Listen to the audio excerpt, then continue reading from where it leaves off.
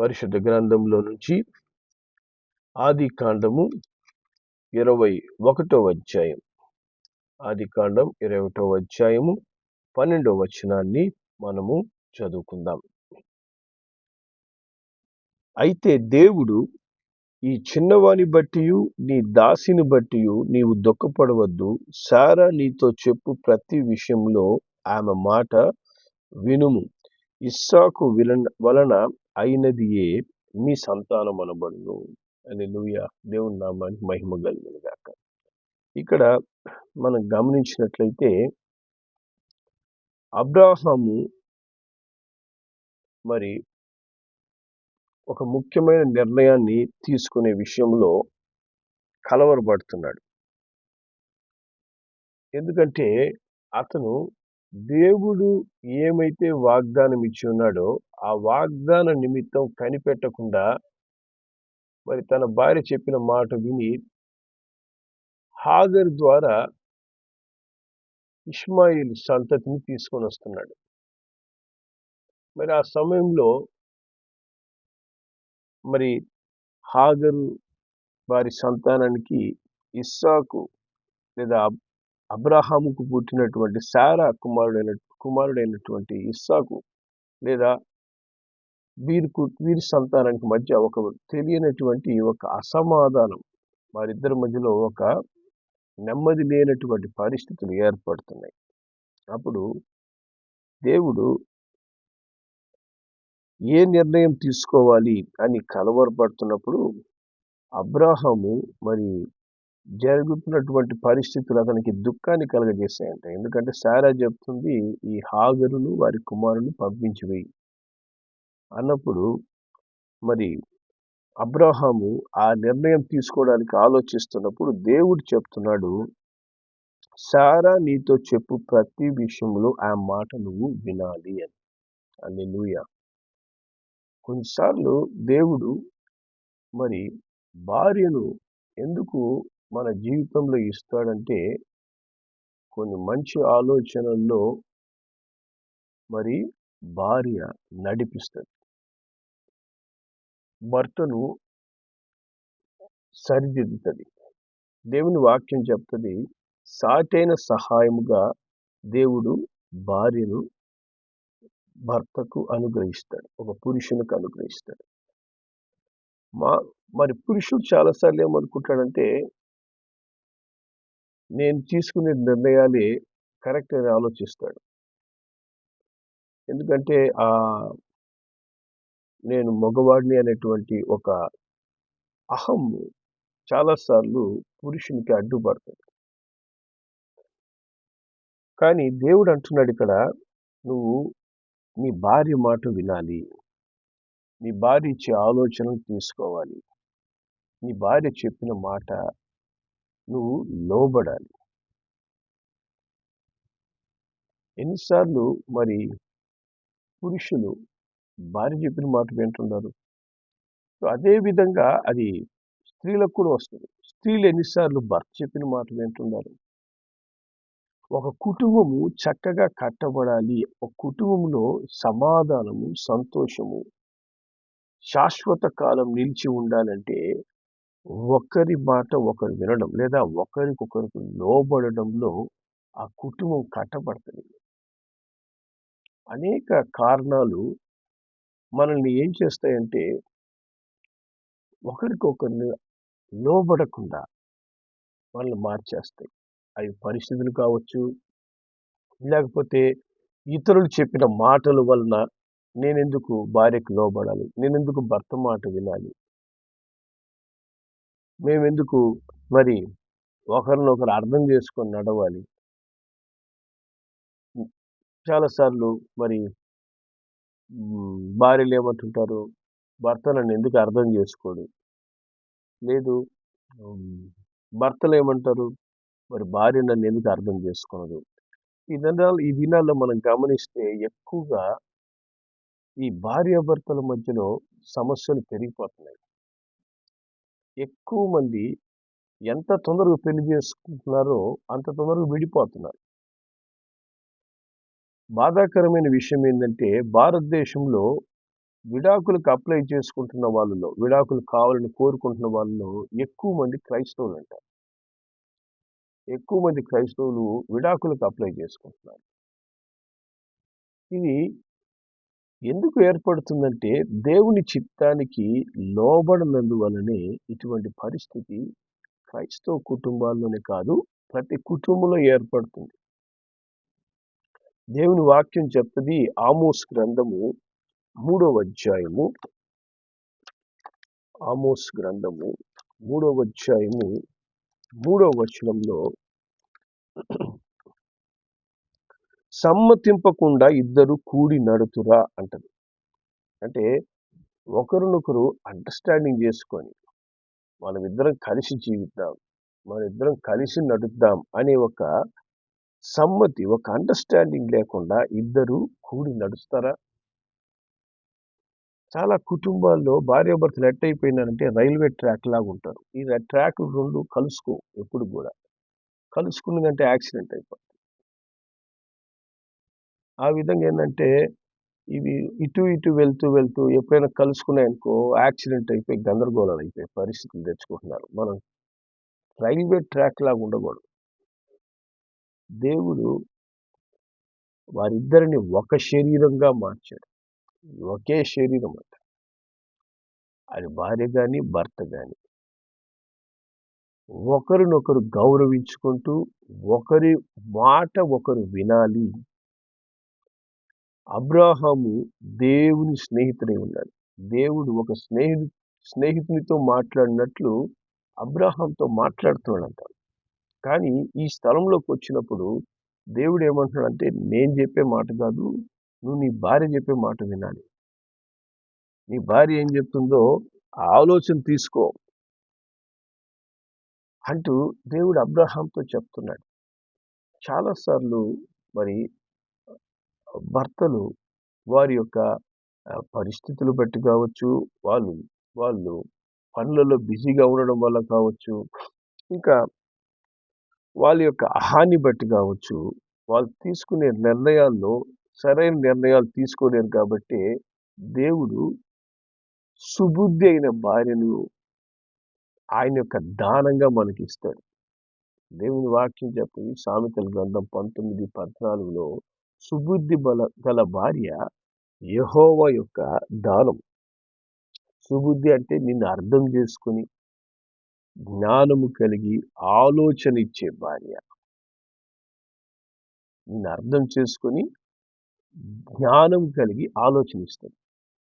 So అట్టి భార్యలుగా మొట్టమొదట భార్యలైన మీరుంటున్నారా? నీ భర్తను అర్థం చేసుకున్నారా? నీ భర్త యొక్క ఎమోషన్స్ని, మరి నీ భర్త యొక్క పరిస్థితిని అర్థం చేసుకొని దానికి తగిన మంచి ఆలోచనలు మీరు ఇవ్వగలుగుతున్నారా?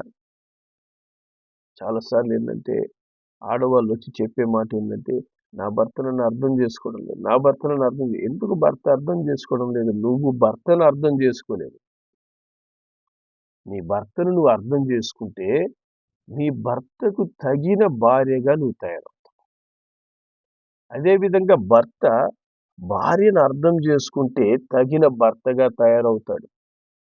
ఇది ఒక భార్యాభర్తల విషయంలో ప్రతిదీ సమానం. బుద్ధి కలిగిన భార్య వలె బుద్ధి గల భర్తగా ఉండాలి. జ్ఞానం కలిగిన భార్య వలె జ్ఞానం కలిగిన భర్తగా ఉండాలి. ప్రతి విషయంలో వాళ్ళు కూడి నడవాలంట, కూడి నడవాలి. సో కొన్నిసార్లు భర్త భార్య యొక్క ఆలోచన తీసుకోవాలి, కొన్నిసార్లు భార్య భర్త యొక్క ఆలోచన తీసుకోవాలి. ఈ విధంగా కలిసి నడవాలి ప్రతి విషయంలో. దేవుడు అంటున్నాడు, ప్రతి విషయంలో నువ్వు ఆ మాట వినాలి. హల్లెలూయా. ఎందుకు భార్య మాట వినాలి? దేవుని వాక్యం చెప్తుంది, 1 పేతురు 3వ అధ్యాయము 7వ వచనంలో, అటువలే పురుషులారా, జీవమును కృపావరంలో మీ భార్యలు మీతో పాలివారై ఉన్నారని ఎరిగి ఎక్కువ బలహీన ఘట్టమని భార్యను సన్మానించి మీ ప్రార్థనలకు అభ్యంతరం కలగకుండానట్లు జ్ఞానం చొప్పున వారితో కాపురం చేయండి. హల్లెలూయా. కాబట్టి దేవుడు భార్యను ఎందుకు ఇస్తున్నాడంటే ప్రతి ఆశీర్వాదంలో, ప్రతి కష్టంలో కూడా నీ భార్యలు పాలి భాగస్తులు. ఈక్వల్ రైట్స్ వాళ్ళకున్నాయి. ఈక్వల్ బ్లెస్సింగ్స్ వాళ్ళకి కలుగుతాయి. ఎందుకంటే మీరిద్దరు ఏక శరీరమై ఉన్నారు. భర్తను వేరుగా చూడకూడదు, భార్యను వేరుగా చూడకూడదు. పాలి భాగస్తులు అంటున్నారు దేవుని వాక్యం. మీరిద్దరూ ఈక్వల్ అని దేవుడు చెప్తున్నాడు. ఏక శరీరం అని దేవుడు చెప్తున్నాడు. సో ఆ విధంగా అర్థం చేసుకొని అది ఎరగాలంట మనం. అది మనం తెలుసుకోవాలి. నా భార్య నాకు వేరు కాదు. మరి నాకు దేవుడిచ్చినటువంటి నా శరీర సగభాగము. అదేవిధంగా భార్య భర్తను కూడా నా శరీరంలో సగభాగం అని ప్రతి ఆశీర్వాదంలో వారు పాలి భాగస్తులు అని ఎరిగి మనం ఏం చేయాలంట? ఒకరినొకరు సన్మానించుకోవాలి. హల్లెలూయా. ఒకరినొకరు గౌరవించుకోవాలి. జ్ఞానము కలిగి కాపురం చేయాలి. జ్ఞానము కలిగి జీవించాలి. హల్లెలూయా. దేవుని నామానికి మహిమ కలుగును గాక. అట్టి జ్ఞానం కలిగి జీవించినప్పుడు కుటుంబంలో కలతలు రావు. కుటుంబంలో అసమాధానం రావు. మూడో వ్యక్తికి ఎప్పుడైతే కుటుంబంలో అవకాశం ఇస్తామో, అంటే భార్య మాట వినకుండా ఈ విషయాన్ని బయట వ్యక్తికి చెప్పి బయట వాళ్ళ ఆలోచన తీసుకోవడం, అలాగే భార్య భర్త మాట వినకుండా మూడో వ్యక్తిని బయట నుంచి తీసుకొచ్చి ఆ వ్యక్తితో మాట్లాడి ఆలోచనలు అడగడం, ఇదేమవుతుందంటే వీరిద్దరి మధ్యలో దేవుడు పెట్టిన బంధాన్ని విడగొడుతుంది. వీరిద్దరి మధ్యలో దేవుడు ఉంచినటువంటి ఐక్యత విడిపోవడానికి కారణమైపోతుంది. భార్యాభర్తల మధ్యలో మూడో వ్యక్తి అంటే ఎవరుండాలి? దేవుడు ఒకడే ఉండాలి. అక్కడ అబ్రాహాము శారాకు ఒక మిస్అండర్స్టాండింగ్ వచ్చింది. మధ్యలో మధ్యవర్తిగా ఎవరు నిలబడ్డారు? బయట వ్యక్తి ఎవరు మాట్లాడడం లేదు. అక్కడ దేవుడు అబ్రాహాంతో చెప్తున్నాడు. దేవుడు అబ్రాహాంకు ఆలోచిస్తున్నాడు. అబ్రాహాము, ఇప్పుడు ఈ విషయంలో మటుకు నేను నీతో మాట్లాడను, కానీ నీ భార్య చెప్పే మాట నువ్వు వినాలి. చూసారా? స్నేహితుడైనట్టు దేవుని స్నేహితుడే అబ్రాహాం. కానీ ఇక్కడ దేవుడు ఏమంటున్నాడంటే ఈ ఆలోచన మటుకు నువ్వు భార్యకు లోబడాల్సిందే. హల్లెలూయా. కాబట్టి కుటుంబం అనే దాంట్లో మనం గమనిస్తే ఒకరొకరు తగ్గించుకోవాలి, ఒకరినొకరు హెచ్చించాలి. ఇవి బ్యాలెన్స్గా జరిగినప్పుడే కుటుంబం అనేది ఆశీర్వాదంగా మారుతుంది. కొన్నిసార్లు భర్త తగ్గాల్సి వస్తుంది, కొన్నిసార్లు భార్య తగ్గాల్సి వస్తుంది, కొన్నిసార్లు భర్తని హెచ్చించాల్సి వస్తుంది, కొన్నిసార్లు భార్యని హెచ్చించాల్సి వస్తుంది. ఇవి దేవుడిచ్చిన జ్ఞాన ప్రకారం సుబుద్ధి కలిగి ఎప్పుడైతే మనము నడుచుకుంటామో ఆ కుటుంబము పరలోకం వలె మారుతుంది.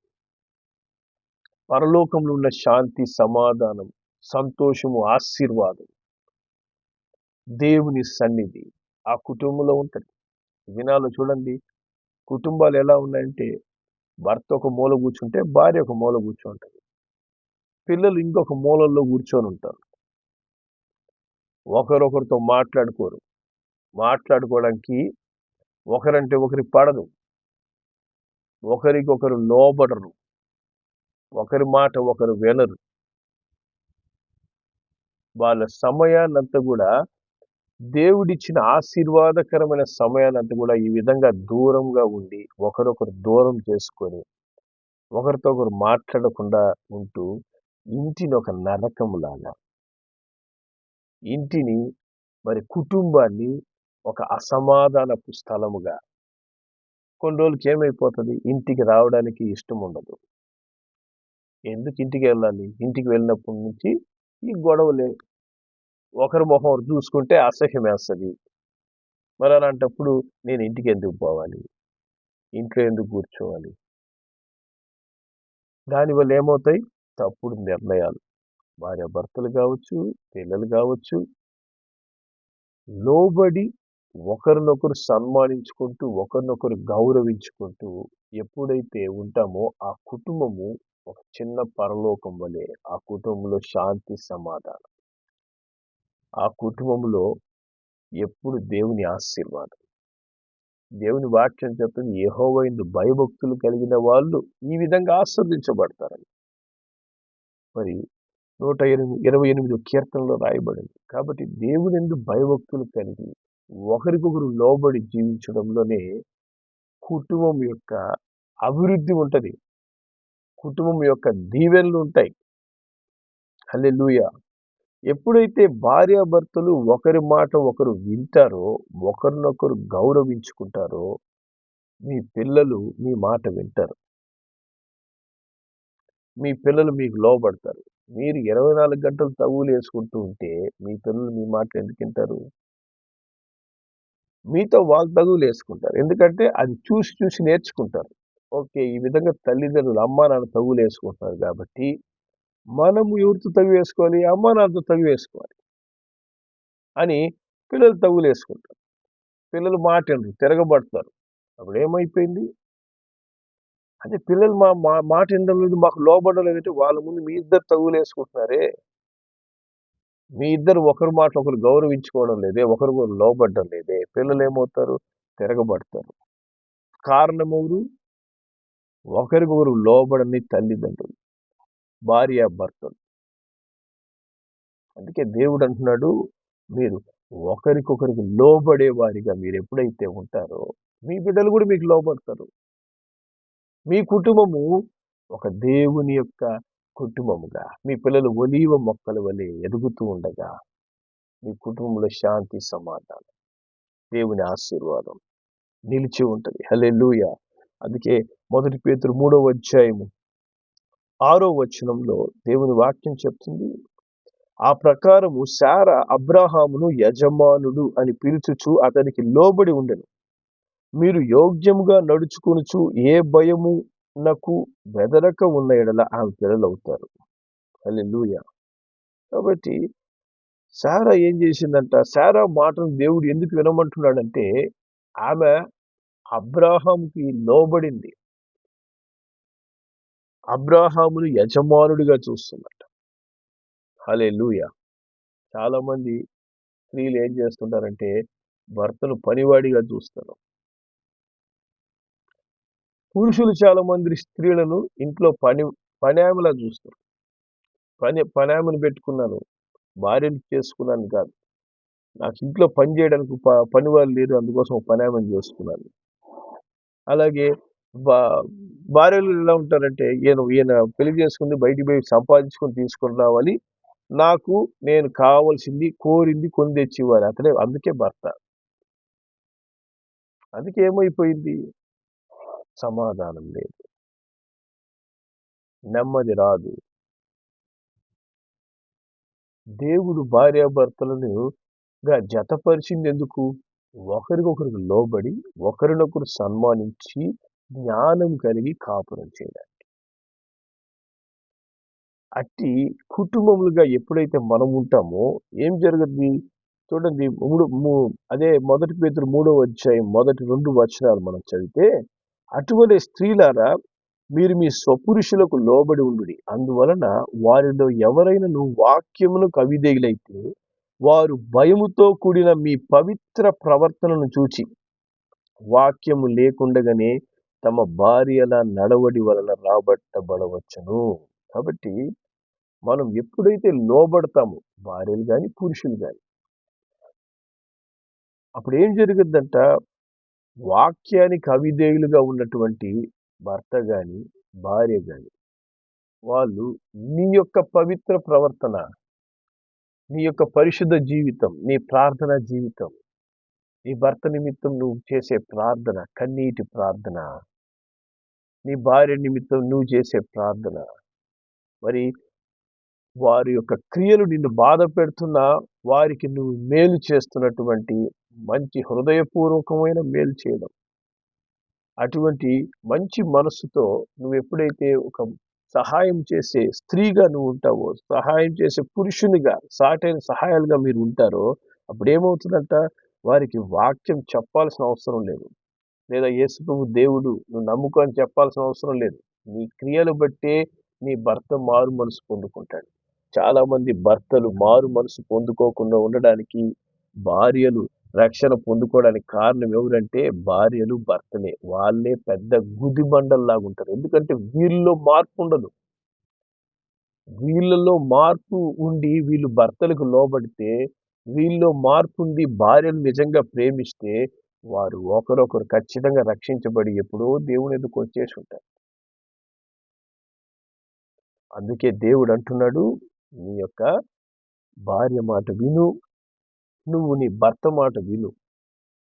ఎప్పుడైతే ఒకరినొకరు గౌరవించుకొని పిల్లల ముందు అనవసరమైనటువంటి రచ్చలు, గొడవలు చేసుకోకుండా ఒకరినొకరు గౌరవించుకొని, ఒకరినొకరు ప్రేమిస్తూ, ఒకరికొకరు లోబడతారో అప్పుడు మీ పిల్లలు దీవించబడతారు. మీ పిల్లలు పరిశుద్ధులవుతారు. మీ పిల్లలు మీ యొక్క పవిత్ర ప్రవర్తనను చూసి వాళ్ళు మార్చుకుంటారు. అది దేవుడు నిర్మిస్తున్నటువంటి కుటుంబ విధానం. ఒక కుటుంబాన్ని దేవుడు అట్ట కడతాడు. ఆ విధంగా ఎప్పుడైతే భార్య భర్తకు లోబడతాడో, భర్త భార్యను ప్రేమించి భార్యకు లోబడతాడో, ఆ కుటుంబము క్రీస్తులో కట్టబడిన కుటుంబంగా మారుతుంది. చాలా కుటుంబాలు ఎట్లా ఉంటాయంటే ఇంట్లో రచ్చరావిళ్ళు చేసుకొని, పెద్ద పెద్ద గొడవలు వేసుకొని, చర్చికి వచ్చినప్పుడు మటుకు పరిశుద్ధమైన వస్త్రాలు, అక్కడ చర్చికి రాగానే నోట్లోంచి మాటలు రానట్టు బహు చిన్నగా మాట్లాడడం, నెమ్మదిగా ప్రార్థన చేయమన్నా కూడా నేను చెయ్యను అంటే ఇంట్లో భయంకరంగా నోరు ఉంటుంది అనమాట. చర్చి కోడకి వచ్చినప్పుడు నేనా మాట్లాడేది, నా నోట్లో మాటే రాదు, అసలు ప్రార్థన చేయడమే నాకు రాదు, ఇంక నేను ఇంట్లో అనే విధంగా పురుషులు కానీ స్త్రీలు కానీ మహాపవిత్రులుగా ప్రవర్తిస్తారు. వారి కుటుంబం గురించి తెలుసుకోవాలంటే వాళ్ళ ఇంటి పక్కనింటి వాళ్ళని గడుకు అడిగితే ఆ పక్కింటి వాళ్ళు వీళ్ళ వీళ్ళ విషయాలని రికార్డ్ చేసి మరీ వినిపిస్తారు. ఏంది కుటుంబ పరిస్థితి, వాళ్ళ కుటుంబంలో వారి భర్తను ఎంత గౌరవిస్తుంది ఈమె, అతను భార్యను ఎంత ప్రేమిస్తాడు, వారి బిడ్డలు ఎటువంటి వారు అనేది మరి చర్చకు వచ్చినప్పుడు కనపడకపోవచ్చు. కానీ మన సాక్ష్యం ముందు చూసారా, ఇరుగు పొరుగు వాళ్ళ యుద్ధం నుంచి వస్తుంది. వాళ్ళే మన గురించి ఒక దినం దేవుని దగ్గర సాక్ష్యం చెప్తారు. అటు సాక్ష్యం నీకుందా, ఒక మంచి చెడ్డ సాక్ష్యం కాదు, మంచి సాక్ష్యం నీకుందా, నీ కుటుంబానికి ఉందా, నీ గురించి, నీ బిడ్డల గురించి, నీ భర్త గురించి, నీ భార్య గురించి లోకం ఏమనుకుంటుంది, ఎటువంటి సాక్ష్యాన్ని మనం కలిగి ఉన్నాం. మీరు నాకు సాక్షులై ఉంటారన్నారు కానీ మీరు ఒక చెడ్డ సాక్ష్యాన్ని పొందుకుంటారు క్రైస్తవులుగా అని దేవుడు చెప్పలేదు. మనం ఒకరికొకరికి లోబడుతున్నామా, లోబడ్డంలోనే ఆశీర్వాదం. యేసు ప్రభు మరణం పొందినంతగా తండ్రి మాటకు లోబడ్డాడంట. తను తాను అప్పగించుకున్నాడంట సెలవు మీద. మరి మనం ప్రతిరోజు వాక్యం విని మనము భర్తకు లోబడకపోతే, భార్యకు లోబడకపోతే, భార్య మాట వినకపోతే, దానివల్ల మనం దేవుని చిత్తాన్ని నెరవేరుస్తున్నాము. మన కుటుంబంలో సమస్యలు రావడానికి కారణం ఏంటంటే ఒకరినొకరు గౌరవించుకోక, లోబడక మనము జీవించడం. కాబట్టి జ్ఞానం కలిగి ప్రవర్తించడానికి మనము జ్ఞానం కలిగి కాపురం చేయడం ప్రయత్నం చేద్దాం. ఎందుకంటే మనం క్రైస్తవులం, మనం ఇతరులకు మాదిరిగా ఉండాలి. మన కుటుంబాలు ఇతరులకు ఆశీర్వాదకరంగా ఉండాలంటే మన కుటుంబంలో చేసే మన ప్రతి క్రియను లోకం గమనిస్తుంది. కుటుంబం నిండా గొడవలు, తగులు, రచ్చలు పెట్టుకొని చర్చికి రాగానే తెల్లని వస్త్రాలతో మహిమ వస్త్రం మేము ధరించుకొని ఇంట్లో జీవిస్తున్నాం అనే విధంగా మనం ప్రవర్తించడం దేవునికి అవమానకరం. దేవునికి సాక్షులుగా మనం జీవిద్దాం. భార్య మాటలు విందాం, భర్త మాటలు విందాం.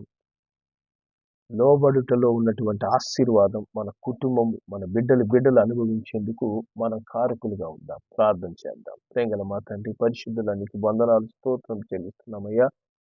మరి నీ స్నేహితుడైనటువంటి అబ్రాహాంతో మీరు చెప్తున్నారు, భార్య మాట విను.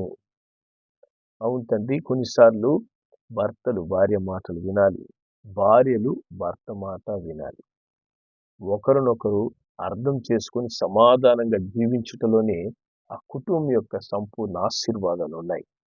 ఈ దినమున అనేక కుటుంబాలు నైనా ఒక మంచి సాక్ష్యం లేని కుటుంబాలు తయారైపోతున్నాయి. క్రైస్తవ కుటుంబం అనే సాక్ష్యం లేదు, పైకి నటిస్తూ జీవిస్తున్నారయ్యా. సహాయం చేయండి. అనేక కుటుంబాల్లో తండ్రి దురాత్మలు దూరి కుటుంబములు నైనా విచ్ఛిన్నం చేస్తున్నాయి. అనేకులు విడాకులు తీసుకొని విడిపోతున్నారు. గందరగోళ పరిస్థితులు, అక్రమ సంబంధాలు పెట్టుకొని విడిపోతున్నారు. తండ్రి, ఇటువంటి పరిస్థితుల్లో తండ్రి ఒక మంచి క్రైస్తవ కుటుంబంగా జీవించేందుకు మా కుటుంబానికి సహాయం చేయండి. మా కుటుంబంలో మేము లోబడేందుకు సహాయం చేయండి. ఒకరినొకరు గౌరవించుకోవడం నేర్పించండి. మా బిడ్డలని మీరు పరిశుద్ధులుగా మార్చండి. దేవా, మా కుటుంబం పరిశుద్ధ కుటుంబముగా, దేవుని కుటుంబముగా జీవించేందుకు మాకు సహాయం చేయమని యేసు నామములో ప్రార్థిస్తున్నాం తండ్రి. ఆమేన్.